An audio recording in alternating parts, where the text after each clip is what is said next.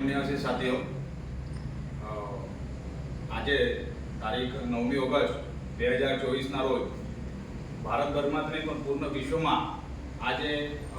વિશ્વ આદિવાસી દિવસ એટલે કે વિશ્વ મૂળ નિવાસી દિવસ, સાચા અર્થમાં વિશ્વ મૂળ નિવાસી દિવસ કહેવું તો ખોટું નથી, કેમ કે મૂળ નિવાસી જે છે એ ભારતમાં જે પૂર્ણ વિશ્વમાં જે ખરેખર અહીંના મૂળ નિવાસી છે એના માટે આ શબ્દ વાપરવામાં આવે છે. અને મૂળ નિવાસી એટલે કે એમાં એસસી, એસટી, ઓબીસી અને કન્વર્ટેડ માઇનોરિટીઝ આ બધા સમાજનો સમાવેશ થઈ જાય છે. એટલે કે ખરેખર સાચા અર્થમાં આજનો દિવસ જે છે એ વિશ્વ મૂળ નિવાસી દિવસ એમ કહીએ તો બી ખોટું નથી અને વિશ્વ આદિવાસી દિવસ કહીએ તો બી ખોટું નથી, કેમ કે આદિવાસીમાં બધું જ આવી જાય છે. કેમ કે ભારતની વાત કરીએ તો આપણે બધા જ જેટલા બી મેં તમને કીધું એસસી, એસટી, ઓબીસી અને કન્વર્ટેડ માઇનોરિટીઝ એ બધા ભારતના મૂળ નિવાસી છે.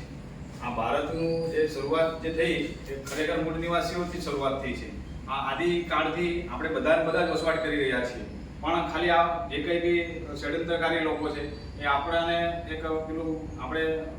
સંગઠિત નહીં થાય એના માટે કોઈ આદિવાસી તો કોઈ એસસી તો કોઈ એસટી તો કોઈ ઓબીસી એવું બધું આપણને ભાગલા પાડવામાં આવ્યું છે. પણ આજના રોજ આપણે સાચા અર્થમાં જો ખરેખર મેસેજ જો આ દિવસ જો ખરેખર ઉજવવું હોય તો આ ઉજવવા માટે ખરેખર એસસી, એસટી, ઓબીસી અને કન્વર્ટેડ માઇનોરિટીઝ આ બધા એકત્રિત થઈને આજનો આ મૂળ નિવાસી દિવસ કે આદિવાસી દિવસ મનાવવો જોઈએ એટલું કહીને આ મેં જે સીપીએમ એમ્પ્લોઈઝ યુનિયન ખાતે જે બધા જે ખાસ એટલે આપણા સીપીએમ એમ્પ્લોઈઝ યુનિયનના હોદ્દેદાર એવા મુકેશભાઈ નિકમ, જયંતિભાઈ ગામી, અનિલભાઈ મહેરાજ, સુરેશભાઈ ગામી, સાગરભાઈ પાટીલ એટલે કે દત્તાત્રેયભાઈ પાટીલ અને જીતુભાઈ ગામી, અમે બધાએ એક નાનકડું આ આયોજન કરીને આ સીપીએમ એમ્પ્લોઈઝ યુનિયનના કર્મચારીઓ કે જે હોદ્દેદારો છે એમના માધ્યમથી આયોજન કરવાનો પ્રયાસ કર્યો છે. એક નાનકડો વૈચારિક કાર્યક્રમ પ્રયાસ કર્યો, કેમ કે આ જે આદિવાસીની જે વિરાસત છે એ વિરાસત એટલે કે આપણે મૂળ નિવાસી આ પહેલેથી આદિકાળથી મૂળ નિવાસીઓ જે છે આ જમીન, જંગલ, ધરતી,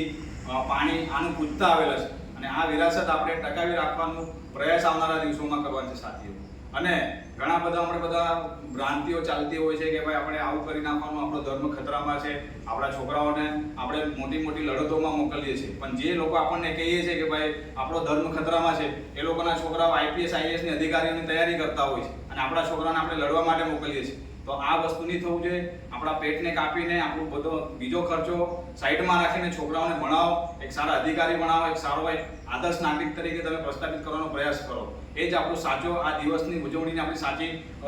પહેલ ગણાશે. એટલે આટલું કહીને આ સીપીએમ એમ્પ્લોઈઝ યુનિયનના માધ્યમથી આ એક નાનકડો શિક્ષિત બનો, સંગઠિત રહો